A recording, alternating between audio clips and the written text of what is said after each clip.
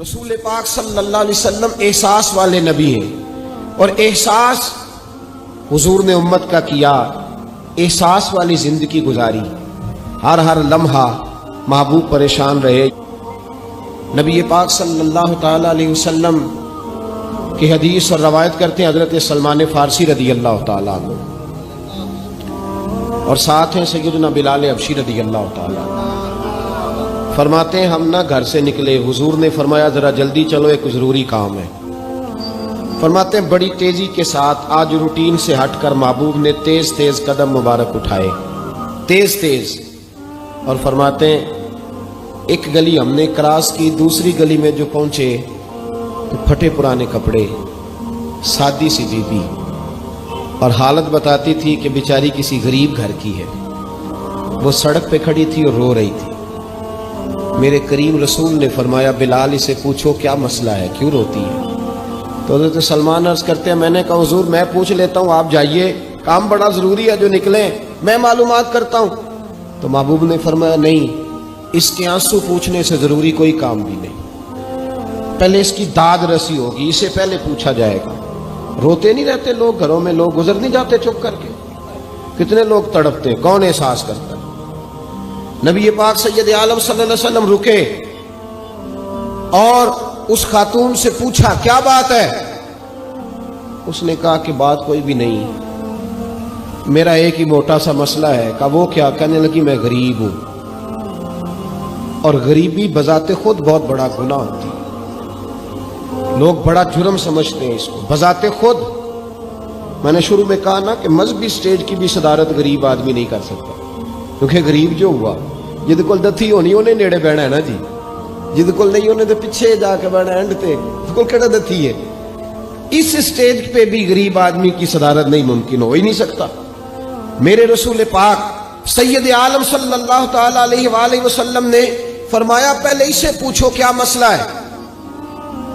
وہ کہنے لگی میں غریب ہوں، بوڑھی ہو گئی ہوں، ساری زندگی غلامی میں گزاری ہے، تیل لینے آئی تھی 5 دینار کا، بوتل میں تیل بھروایا ہے، اور اب بوڑھی ہوں نا تو کمر درد کرتی ہے، پیر پیچھے موڑا ہے تو میں گری ہوں، تیل زمین پی گئی ہے، اب زمین تو واپس نہیں کرتی، لیکن واپس جاؤں گی تو ایک یہودی عورت کی ملازمہ ہوں، وہ درے سے مارے گی، کھال ادھیڑ دے گی، میں بڑی پریشان ہوں، اب نہیں مار کھائی جاتی، ہڈیاں بوڑھی ہیں، قربان جاؤں۔ حضرت بلال کو حضور نے حکم دیا، فرمایا دوڑ کے گھر جا 5 دینار لا۔ فرماتے ہیں 5 دینار لائے، تیل خرید کے دیا، وہ پھر رونے لگی۔ فرمایا آپ کیوں روتی ہے؟ اس نے کہا بتایا نا غریب ہوں، غریب کا جرم کوئی نہیں ہوتا، لیکن پیس دیا جاتا ہے، پھر بھی مار تو اب بھی پڑے گی، اب کیوں پڑے گی؟ تو عرض کرنے لگی محبوبہ مار اس لیے پڑے گی کہ دیر سے کیوں آئی ہے۔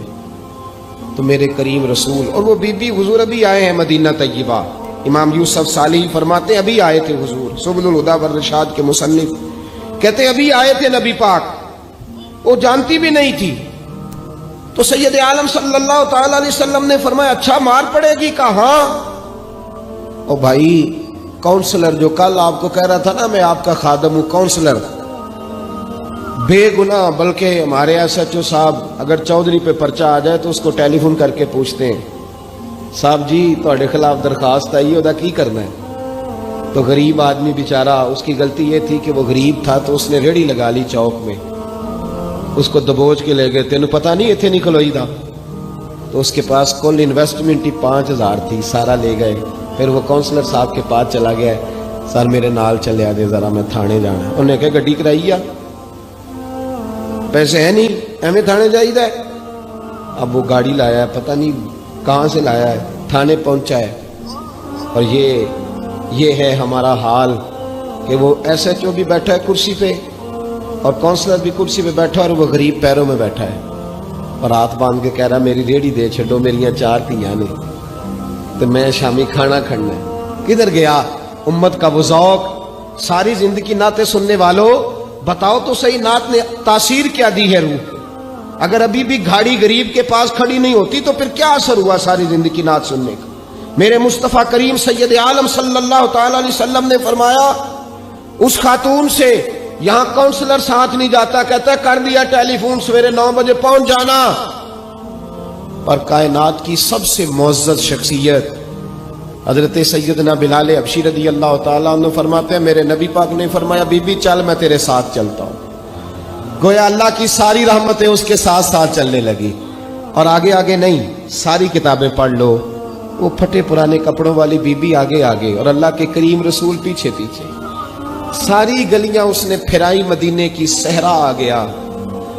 ایک دروازے پہ دستک دی سے مالکن آئی. وہ بی بی بعد میں کہتی ہے میں بھی بڑی ڈاڈی تھی، طاقت ہی نہیں تھی میرے سامنے کو کھڑا ہو سکے، لیکن جب میں باہر نکلی تو میں نے نور کے حالے میں لپٹی ہوئی ایک عظیم ہستی کو دیکھا.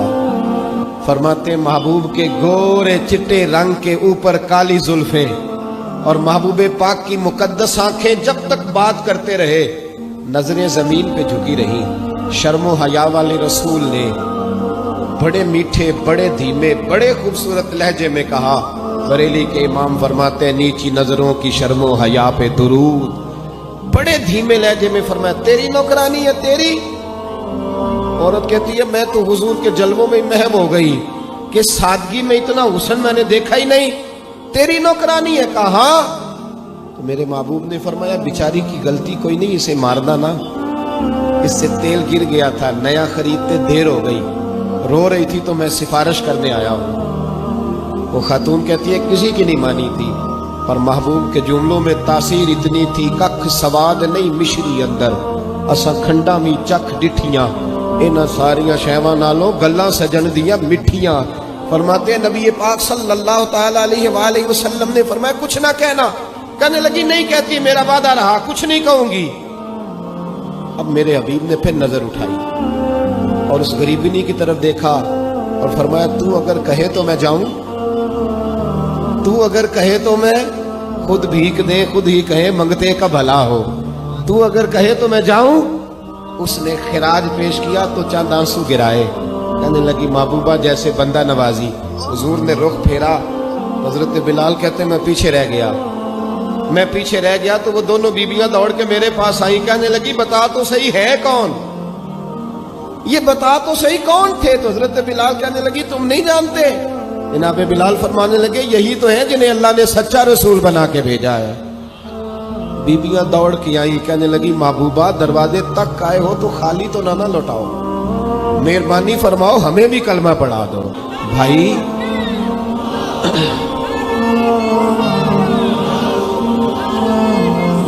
اگر دولت احساس ہے نا پھر تو زندہ ہے. جو زندہ ہوتا ہے اس میں لچک ہوتی ہے، جو مر جاتا ہے وہ اکڑ جاتا ہے. اگر زندگی ہے تو پھر احساس ہونا چاہیے. اگر تیرے اندر زندگی ہے تو پھر احساس ہے، اور اگر تیرے اندر احساس نہیں رہا نا تو پھر زندگی زندہ دلی کا نام ہے.